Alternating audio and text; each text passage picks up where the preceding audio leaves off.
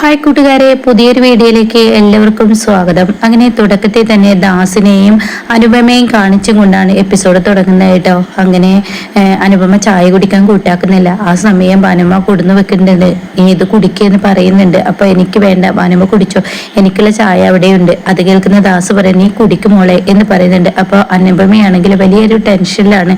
ഇത് കേട്ട ഉടനെ, നിന്റെ ദാസങ്ങൾ ഇവിടെ ഇല്ല അനു, പിന്നെ നീ എന്തിനാ ഇങ്ങനെ ടെൻഷൻ ആവുന്നത് എന്നിങ്ങനെ ഭാനുമ്മയും പറയുന്നുട്ടോ. അത് കേട്ട ദാസ് പറഞ്ഞു, ശരിയാണ്, അങ്ങനെ പറഞ്ഞു കൊടുക്കും ഭാനുമേ. ഇവിടെ ഇപ്പോ രഘുവിനും അമ്പിളിക്കും എന്തോ ഇവളങ്ങ് കൊടുക്കാനുള്ളത് പോലെ ഉണ്ടല്ലോ. അവരുടെ കയ്യിൽ നിന്ന് എന്തോ വാങ്ങിച്ച് തിരിച്ചു കൊടുക്കാനുള്ള ആ ഒരു ടെൻഷനാണല്ലോ ഇവളിൽ കാണുന്നത്. ഇവളെന്തിനാ ഇങ്ങനെ ടെൻഷൻ ആവുന്നതെന്ന് പറയട്ടോ. എന്നാലും ഞാൻ അവർക്ക് കൊടുത്ത വാക്ക്, ഞാനും അങ്ങനെ ഒരു വാക്ക് ഈ പറയുന്ന രഘുവിന് കൊടുത്തിരുന്നില്ല. പക്ഷെ അതിൻ്റെതായ ഒരു കാര്യമുണ്ട്. കാരണം അന്ന് രഘുവിന് കൊടുക്കാന്ന് പറഞ്ഞു. പക്ഷെ ഇപ്പൊ സുശീൽ ഇങ്ങനെ ഒരു ഉപാധി വെച്ച് കഴിഞ്ഞാൽ എന്തായാലും നമുക്ക് അതിനും ഒപ്പം നിൽക്കാൻ കഴിയില്ല. കാരണം സുശീലയുടെ സ്വഭാവം എല്ലാവർക്കും അറിയാലോ എന്നൊക്കെ ഇങ്ങനെ പറയാനിട്ടോ. ഇതൊന്നും ഉൾക്കൊള്ളാൻ അനുഭവമൊക്കെ കഴിയുന്നില്ല. അപ്പൊ ആരോ മുറ്റത്ത് ബെല്ലടിക്കുന്നു. അപ്പൊ ഉടൻ തന്നെ ഭാനുമ്മ പോയി വെക്കാൻ ഒരുങ്ങായിട്ടാ. അങ്ങനെ ഭാനുമ്മ പോകുമ്പോ, ആഹാ അമ്പിളിയും രഘുവാണ്, ഈ നിങ്ങളെന്താ ഈ മുറ്റത്ത് നിന്ന് ബെല്ലടിക്കുന്നത്, നിങ്ങൾ എന്താ അങ്ങോട്ടേക്ക് കേറാത്ത? അത് കേട്ട ഉടൻ തന്നെ അമ്പിളി പറയണേ, ഞങ്ങൾ എന്തായാലും കേറുന്നില്ല, ഇവിടെ അനുപമയുണ്ടെങ്കിൽ ഒന്ന് വിളിക്കോ, അനുവിനെ വിളിച്ചാൽ നന്നായിരുന്നു. ഇതെന്താ ഇങ്ങനെയൊരു സംസാരം, അനുവിനെ വിളിക്കോ എന്ന് പറയട്ടോ. മക്കളെ, നിങ്ങളിങ്ങനെ മഴ കൊള്ളാതെ അകത്തോട്ട് കയറുക. അപ്പൊ രഘു, നീ എന്താ കയറാത്ത? അപ്പോഴും രഘുവും കയറുന്നില്ല കേട്ടോ. ഇതേ സമയം ദാസും അനുപമയും ഇതൊക്കെ കേൾക്കുന്നുണ്ട്. അനുപമ ആകെ ടെൻഷനാവാണ്. എന്നാൽ ദാസ് ഇരുന്നോട് തന്നെ ഇരിക്കാണ്. അങ്ങനെ അനുപമയോട് ചെല്ലെന്ന് പറയണം. അങ്ങനെ അനുപമ പുറത്തോട്ട് ചെല്ലാണ് കേട്ടോ. രഘുവേട്ട ഇങ്ങോട്ടേക്ക് കയറുന്ന് പറയണം. അങ്ങനെ അവർ ആ സിറ്റ് ഔട്ടിൽ കയറി നിൽക്കാണ്. ഉടൻ തന്നെ അമ്പിളി ഇങ്ങനെ മിണ്ടാതെ നിൽക്കുന്നുണ്ട് കേട്ടോ.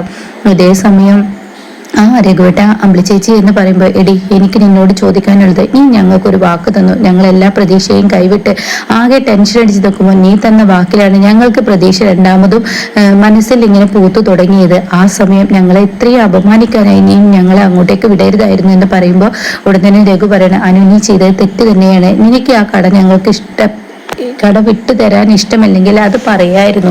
കാരണം നിന്നെ സംബന്ധിച്ച് നല്ലൊരു കാര്യമാണ്. 25,000 രൂപ മാസ വരുമാനം കിട്ടുമെന്ന് വെച്ചാൽ അത് ഒരു പെണ്ണിനെ സംബന്ധിച്ച് ഏറ്റവും വലിയ കാര്യം തന്നെയാണ്. അതെനിക്ക് മനസ്സിലാക്കാൻ കഴിയും. പക്ഷേ ഞങ്ങൾക്ക് നീ പ്രതീക്ഷ തരരുതായിരുന്നു. എനിക്കെല്ലാം നഷ്ടപ്പെട്ടു പോയി എന്ന ആ ഒരു ഇതോട് കൂടി നിൽക്കുമ്പോഴാണ് ഇങ്ങനെ ഒരു പ്രതീക്ഷ നീ എനിക്ക് തന്നതെന്ന് പറയട്ടോ. അപ്പൊ അമ്പിളിയുടേതായ ആ ഒരു കാര്യം പറയുന്നുണ്ട്. ഇതൊക്കെ കേട്ട് അനുപമ ആകെ പ്രതിസന്ധിയിലാവാണ്. ഇതേ സമയം ഭാനുമ്മ ഇവർ തമ്മിൽ വഴക്കിടുന്ന ആ ഒരു സീനത്തോടെ കേട്ടോ. എന്നിട്ട് പറയണ, അമ്പിളി നീ എന്തിനാണ് ഞങ്ങളെ ഇങ്ങനെ നാണം കെടുത്ത സുശീലക്ക് മുന്നിൽ പറഞ്ഞു വിട്ടത്? അതിന്റെ ആവശ്യം ഉണ്ടായിരുന്നു. നീ ഞങ്ങളോട് തന്നെ നല്ലപോലെ പറയായിരുന്നില്ലേ, എന്തിനാണ് ഞങ്ങളെ ഇങ്ങനെ നാണം കെടുത്തിയെന്നൊക്കെ പറഞ്ഞിട്ട് അമ്പിളി ഇങ്ങനെ കരയുന്നുണ്ട് കേട്ടോ. ആ സമയം അനുപമ പറയണ, ഞാനൊന്ന് പറയട്ടെ ചേച്ചി, ഞാനൊന്ന് പറയാനുള്ളത് പറയട്ടെ, ഇനി നീ ഒന്നും പറയണ്ട, ഞാൻ പോട്ടെ എന്ന് പറയുമ്പോഴേക്കും അങ്ങോട്ടേക്ക് ദാസ് വരാൻ കേട്ടോ. അപ്പൊ ഉടൻ തന്നെ അനുപമ പറയുന്നുണ്ട്, ചേച്ചി ഞാൻ ഈ നിമിഷമാണ് അറിഞ്ഞത്, അതിനു മുന്നേ ഞാൻ അറിഞ്ഞിട്ടില്ല. ഓക്കെ, അങ്ങനെ ഇരിക്കട്ടെ, നിന്റെയും ഇന്ദ്രന്റെയും കടയല്ലേ, എന്നാൽ നീയും ഇന്ദ്രനും വിചാരിച്ച ഞങ്ങൾക്ക് ആ കട വിട്ടു തരാൻ പറ്റില്ലേ? അപ്പോഴേക്കും രഘുനോട് അനുപമ ചോദിക്കുന്നുണ്ട്, ഇന്ദ്രേട്ടനെ എതിർത്ത് എന്തെങ്കിലും പറഞ്ഞിരുന്നോ? ഇല്ല, ഒന്നും പറഞ്ഞില്ല എന്ന് രഘുവിനോട് തിരിച്ചു പറയുന്നുണ്ട് കേട്ടോ. എന്നാൽ ഞാനൊരു കാര്യം പറയാം, ഞാനും ഇന്ദ്രേട്ടനും ഇത് മനസ്സവാച അറിയാത്ത കാര്യങ്ങളാണ്, അതുകൊണ്ട് തന്നെ എന്ന് പറയുമ്പോൾ തിരിച്ചമ്പിളി ഇങ്ങനെ പറയുന്നുണ്ട്, ആ കട ഞങ്ങൾക്ക് തരാൻ പറ്റുമോ? നിങ്ങൾ മനസ്സ് വെച്ചാൽ പറയും, നിന്റെ കടയല്ലേ, നിന്റെ പേരിലല്ലേ എന്ന് പറയുമ്പോൾ ദാസ് അവിടെ വന്നിട്ട് പറയുന്നത്, അത് പറ്റത്തില്ലല്ലോ എന്ന് പറയണേ. അതിൻ്റെതായ ഒരു കാര്യമുണ്ട്. ആ കട എന്തായാലും ഇന്ദ്രന്റെ കട മറ്റൊരാൾക്ക് വിട്ടുകൊടുക്കാൻ പറ്റില്ല. എന്തായാലും വിട്ടുകൊടുത്താൽ സുശീൽ അതിന്റെ പേരിൽ പ്രശ്നം ഉണ്ടാക്കും. ഞാൻ പറഞ്ഞിട്ടാണ് ഇവളിങ്ങനെ ചെയ്തതെന്ന് പറയട്ടോ. ഇത് കേൾക്കുന്ന രഘു, ദാസങ്ങൾ അന്ന് ഞങ്ങളോട് കട തരാ എന്ന് പറഞ്ഞിട്ട്, അപ്പൊ ദാസ് പറയണേ, ഇന്ദ്രന്റെ കട തന്നു കഴിഞ്ഞാൽ തീർച്ചയായും ഇന്ദ്രന്റെ അമ്മ സുശീല അവര് പ്രശ്നം ഉണ്ടാക്കും. അതുകൊണ്ട് തന്നെ ഇങ്ങനെ ഒരു ഉപാധിയിലോട്ട് മുന്നോട്ട് പോകാനേ പറ്റത്തുള്ളൂ എന്ന് പറയട്ടോ. അങ്ങനെ ഈ സമയം അമ്പിളി ആകെ ഇടനെഞ്ച് പൊട്ടാണ്. അങ്ങനെ അമ്പിളി പറയണേ, എന്നാലും അനു, നീ നിന്റെ സ്വാർത്ഥ താല്പര്യം നീ കാണിച്ചു. 50 ലക്ഷത്തിന്റെ വീടുമായി, അതുപോലെ തന്നെ നിനക്ക് മാസ വരുമാനം 25,000 ആയി. ഞാനും രഘുവേട്ടനാണല്ലോ വീണുകൊടുത്ത് കിടന്ന് ഇങ്ങനെ ഉരുളുന്നത്. ഞാനും എന്റെ രഘുവേട്ടനും ആരുടെയും മുന്നേ ഉയരുന്നത് നിങ്ങൾക്ക് ആർക്കും ഇഷ്ടമല്ലേ എന്നൊക്കെ ഇങ്ങനെ പറയുമ്പോൾ, ചേച്ചി ഞാൻ ഇതിൽ നിരപരാധിയാണ് ചേച്ചി, ഞാനൊന്ന് പറയട്ടെ എന്ന് പറയുമ്പോഴേക്കും അവിടെ ദാസ് പറയുന്നുണ്ട്, അമ്പിളി സമാധാനപ്പെടും, ഞങ്ങൾ എന്തായാലും അണ്ണനോട് സംസാരിച്ചിട്ട് ഞാൻ രഘുവിന് എന്തെങ്കിലും ഒരു വഴി ഉണ്ടാക്കി തരാമെന്ന് പറഞ്ഞ ഉടനെ തന്നെ ദാസിന്റെ മുഖത്തടിച്ച് അമ്പിളി പറയുന്നുണ്ട് കേട്ടോ, ഇനി വേണ്ട, ഇനി ആരുടെയും സഹായം ഞങ്ങൾക്ക് വേണ്ട. കാരണം ദാസ് ഇത് ഒരുപാട് കാലമായി രഘുവിനെ നേരാക്കാം എന്ന് പറയുന്നു കേട്ടോ. അപ്പൊ അതും കൂടി വെച്ചിട്ടാണ് അമ്പിളി പറയുന്നത്, ഇനി ആരുടെയും സഹായം വേണ്ട, ഞങ്ങൾക്കുള്ള വഴി ഞങ്ങളെന്നെ കണ്ടെത്തിക്കൊള്ളാം എന്ന് പറഞ്ഞ് അവിടെ നിന്ന് രഘുവും അമ്പിളിയും കൂടി ഇറങ്ങുന്ന സമയത്ത് ഭാനുമക്ക് പോലും ഇടനെഞ്ച് പൊട്ടാടിട്ട. അങ്ങനെ അനുഭവം എന്നിട്ട് ഓടി വന്ന് പറയുന്നുണ്ട്, രഘുവേട്ട അമ്പിളിച്ചേച്ചി ഒന്ന് നിൽക്ക്, ഞാനൊന്ന് പറയുന്നത് കേൾക്ക്, ഇവിടെ തെറ്റുകാരി ഞാനല്ല, ഇതൊക്കെ പെട്ടെന്നുണ്ടായതാണ് എന്നൊക്കെ ഇങ്ങനെ പറയുമ്പോൾ മതിയടി, എല്ലാവരുടെയും ഞാൻ കേട്ടുമടുത്തു, നീയാണ് ഞങ്ങളിൽ പ്രതീക്ഷ തന്നത്, എന്തായാലും മതിയായി, എല്ലാം കൊണ്ടും മതിയായി എന്ന് പറഞ്ഞിട്ട് അവിടെ നിന്നും അങ്ങ് ഇറങ്ങി പോവാണ് കേട്ടോ. ഇതേ സംസാരം രഘുവും സംസാരിക്കുന്നുണ്ട് കേട്ടോ. പിന്നീടാണെങ്കിൽ അനന്തമാഷിനെയാണ് കാണിക്കുന്നത്. അമ്പലത്തിൽ നിന്ന് രാമനാഥനുമായി ഇറങ്ങണം. അങ്ങനെ അനന്തമാഷ് പറയുന്നത്, എൻ്റെ ജീവിതം വല്ലാത്തൊരു പ്രതിസന്ധിയിൽ തന്നെയാണ് അകപ്പെട്ടിരിക്കുന്നത്, എന്തായാലും ഞാൻ വല്ലാതെ അങ്ങ് ആശിച്ചു പോയി. എൻ്റെ 5 മക്കളും അവർ ഒത്തൊരുമയോടുകൂടി എൻ്റെ കാലശേഷം ഞാൻ സഹായിച്ചതുപോലെ എൻ്റെ മക്കളും പരസ്പരം അങ്ങോട്ടും ഇങ്ങോട്ടും സഹായിച്ച് ജീവിക്കണക്കുന്നത് എന്നൊക്കെയാണ് ഞാൻ ആഗ്രഹിച്ചു. പക്ഷെ അതൊന്നും എനിക്ക് നടക്കുന്നില്ലല്ലോ, ആ ഒരു സങ്കടത്തോടു കൂടിയാണ് ഞാൻ നടക്കുന്നത് എന്നൊക്കെ പറയുമ്പോൾ രാമനാഥൻ പറയുന്നത്, എന്തായാലും എൻ്റെ മകൻ ഇനി സ്വത്ത് മുതലൊന്നും ചോദിച്ചിട്ട് വരില്ല. അപ്പോൾ ഇങ്ങനെ എല്ലാവരുടെ ഇടയിൽ ചർച്ചയായി മാറിയിരിക്കുന്നത് ഞാൻ അനുവിന് 50 ലക്ഷം രൂപയുടെ വീട് വാങ്ങിക്കൊടുത്തു എന്നുള്ളത് തന്നെയാണ്.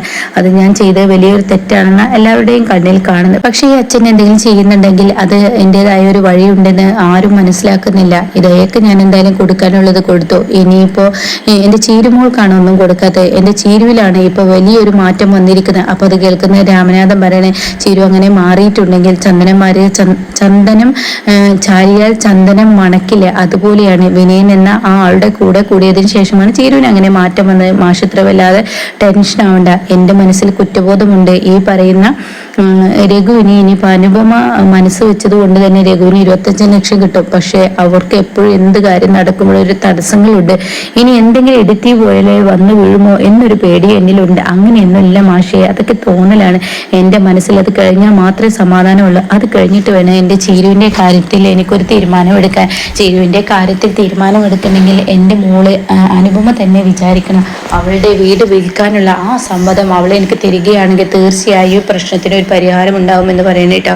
അപ്പൊ ഇത് കേൾക്കുമ്പോൾ അങ്ങനെയൊന്നും പറയാതെ എന്ന് രാമനാഥൻ പറയുന്നുണ്ട് കേട്ടോ. അങ്ങനെ മാഷ് ഇങ്ങനെ ഇടനെഞ്ച് പൊട്ടി കരയുന്നത് പോലെ ഇങ്ങനെ കരയുന്നുണ്ട്. പിന്നീടാണെങ്കിലോ ഇങ്ങനെ മഞ്ചാടിയാണ് കാണിക്കുന്നത്. മഞ്ചാടി സച്ചിയുടെ വീട്ടിൽ ചെന്ന് ബെല്ലടിക്കാണ്. അപ്പൊ ഇന്ദുവിനോട് ചോദിക്കുന്നുണ്ട്, ആരാ? മഞ്ചാടിയാണ് അമ്മയെന്ന് പറയുന്നുണ്ട്. അപ്പോഴേക്കും സച്ചി ഇങ്ങനെ ഞെട്ടലോടെ നിൽക്കുകയാണ്. ഇതേ സമയം എനിക്ക് അങ്ങ് അകത്തോട്ട് കയറാമോ എന്ന് മഞ്ചാടി ചോദിക്കാണ്. അപ്പോൾ ഉടൻ തന്നെ സച്ചി വാ എന്ന് പറയണേ, നിങ്ങളുടെ മകൻ ഗോകുലേട്ടൻ എവിടെയെന്ന് ചോദിക്കാണ്. അത് കേട്ട ഉടൻ തന്നെ സച്ചി എന്താന്ന് ചോദിക്കുമ്പോൾ, ഞാനും ജീവരാജൻ സ്നേഹത്തിലായിരുന്നു, ഞങ്ങളുടെ വിവാഹം നിങ്ങളുടെ മകൻ മുടക്കിയിരിക്കുന്നു, ഗോകുലേട്ടൻ അതിലൊരു പങ്കുണ്ട്. അത് കേട്ട ഉടൻ തന്നെ എന്ത് പറയണേ, എന്തിനാ ഇങ്ങനെയൊക്കെ പറയുന്നത്? ഞങ്ങളുടെ ഗോകുലേട്ടൻ നിന്റെ ജീവരാജ് അന്ന് വെള്ളത്തിൽ മുങ്ങുമ്പോൾ ഈ പറയുന്ന ഗോകുലേട്ടൻ എവിടെ കിടന്ന് ഉറങ്ങുകയായിരുന്നു. അപ്പോൾ സാവിത്രി പറയണേ, എൻ്റെ മകനെ ഇതിലോട്ട് വലിച്ചഴക്കരുതെന്ന് പറയണ്ട. വ്യക്തമായ തെളിവുകളോട് കൂടിയാണ് ഞാൻ ഇങ്ങോട്ടേക്ക് വന്നിരിക്കുന്നത്. എനിക്ക് ഗോകുലേട്ടനെ കാണണം, ഗോകുലേട്ടനോട് ചോദിക്കണം ജീവരാജിന്റെ നിയോഗത്തിന് മുന്നിൽ എന്താണ് ഉണ്ടായിരിക്കുന്നതെന്ന്, എന്താണ് പങ്ക് എന്ന് എനിക്കറിയണം. അതുകൊണ്ട് ഞാൻ അത് കണ്ടിട്ടേ പോകത്തുള്ളൂ എന്ന് പറയുമ്പോൾ സച്ച ആകെ പേടിയോടുകൂടി നിൽക്കണേട്ടാ. അങ്ങനെ മഞ്ചാടി അവിടെ പ്രതിഷ്ഠിച്ചതുപോലെ അങ്ങ് അവിടെ ഒരൊറ്റ നിൽപ്പ് അങ്ങ് നിൽക്കുന്നുണ്ട് കേട്ടോ. ഇതൊക്കെ കണ്ട് 3 പേരും ആകെ അന്താളിച്ച് നിൽക്കാണ്. പിന്നീട് വിനയന്റെ വീട്ടിൽ ചെന്ന് രഘു എല്ലാ സത്യങ്ങളും പറഞ്ഞിരിക്കുകയാണ്. അപ്പോൾ ഉടനെ ചായയുമായി ചീരു വരികയാണ്. അപ്പൊ വിനയം പറയുന്നുണ്ട്, ഞാനിങ്ങനെയൊക്കെ തന്നെ വിചാരിച്ചിരിക്കുന്നത് ദാസങ്ങളുടെ കടയാണ്, ആ കട എന്തായാലും ദാസങ്ങളെ തീരുമാനം എടുക്കുക, അതെന്തായാലും ഇന്ദ്രനെ വിട്ടുകൊടുക്കുള്ളൂ എന്ന് എനിക്ക് നന്നായി അറിയാം എന്ന് വിനയം പറയുമ്പോൾ, അതെന്താ വിനയ നിനക്ക് അങ്ങനെ ഒരു പ്രതീക്ഷ, നീ എന്തെങ്കിലും മറച്ചു വെക്കുന്നുണ്ടോ എന്ന് അമ്പിളി ചോദിക്കാൻ കേട്ടോ. ആ ചോദ്യത്തിന് മുന്നിൽ വിനയനൊന്ന് പതറുന്നുണ്ട്. ഇതേ സമയം ഈ ചോദ്യം കേട്ട് ചിരു ഒന്ന് ഞെട്ടിപ്പോകുന്നുണ്ട് കേട്ടോ. അങ്ങനെ ലതിക പറയാണ്, ഇതിപ്പോ എന്താ ദാസങ്ങൾ ഇങ്ങനെ സുശീലയുടെ കയ്യാളായി മാറിയിരിക്കുന്ന, സുശീലയ്ക്ക് ഇങ്ങനെ ഒത്താശ ചെയ്തു കൊടുക്കുന്നത് എന്തെങ്കിലും പ്രശ്നങ്ങൾ ഉണ്ടോ എന്നിങ്ങനെ ചെറുതായി ലതിക ഒന്ന് സൂചിപ്പിക്കൂട്ടോ. അതങ്ങ് പറയുന്നതിനോട് കൂടി രഘു പറയാണ്, എനിക്കും തോന്നുന്നുണ്ട് ജീവരാജിന്റെ നിയോഗത്തിന് പിന്നെ ആരൊക്കെ കളിച്ചിട്ടുണ്ടെന്ന്.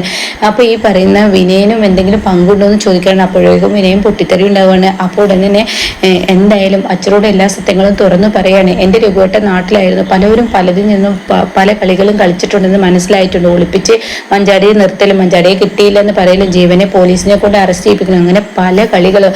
അതുകൊണ്ട് അച്ഛനോട് പറയണമെന്ന് പറഞ്ഞിട്ട് അവിടെ നിന്ന് ഇറങ്ങുന്നുണ്ട് കേട്ടോ. ഡീറ്റെയിൽ ആയി ഞാൻ പറയുന്നില്ല, യൂട്യൂബിൽ കണ്ടത് കൊണ്ട് തന്നെ. അങ്ങനെ അവിടെ നിന്ന് ഇറങ്ങുമ്പോൾ വിനയം പറയുന്നുണ്ട്, നിങ്ങൾ കേസ് കൊടുത്ത ഒരു കുഴപ്പമില്ല എന്ന് പറയുന്നുണ്ട്. പക്ഷെ അച്ഛനോട് പറയരുതെന്ന് പറഞ്ഞ് ചീരി വരികയാണ്. അത് പറഞ്ഞാൽ നമ്മുടെ അച്ഛൻ തകരും, ദാസങ്ങളും അച്ഛനുമായിട്ടുള്ള നല്ലൊരു ബന്ധം നഷ്ടപ്പെടും എന്നൊക്കെ പറയുമ്പോൾ, ഇല്ല ഞാൻ പറയുമെന്ന് പറയട്ടെ. ഇതേ സമയം വിനയനെ അങ്ങ് ദേഷ്യം പിടിച്ച് വിനയം പൊട്ടിത്തെറിച്ചും കൊണ്ട് ഒരു വാക്ക് പറയുന്നത് അതൊരു അറമ്പറ്റ വാക്കായി മാറും കേട്ടോ. എന്തായാലും ഇനി അവിടെയും ഒരു പ്രശ്നം ഉണ്ടാവുകയാണ്. എന്നാൽ ഈ സമയം ലാസ്റ്റ് അനന്തമാഷിനെ രക്ഷിക്കാൻ ഇനി അനുപമ തന്നെയാണ് കേട്ടോ എത്തുന്നത്. അപ്പോൾ അനന്തമാഷിന്റെ മക്കൾ എല്ലാവരും ഛിന്നഭിന്നമായി കുടുംബവുമായി പോകുമ്പോൾ തനിക്ക് താങ്ങും തണലുമായി അനുപമ തന്നെയാണ് തൻ്റെ അടുത്തോട്ട് എത്തുന്നത് എന്നുള്ള സത്യം മാഷിനി മനസ്സിലാക്കാൻ പോകുന്നേ ഉള്ളൂ കേട്ടോ. തൻ്റെ സ്വത്ത് മുതലിനു വേണ്ടിയല്ല തൻ്റെ മകൾ ഇത്രയും കാലം തൻ്റെ കൂടെ നിന്നത് എന്ന സത്യം ഇനി മനസ്സിലാക്കാൻ ഇരിക്കുന്നേ ഉള്ളൂ കേട്ടോ.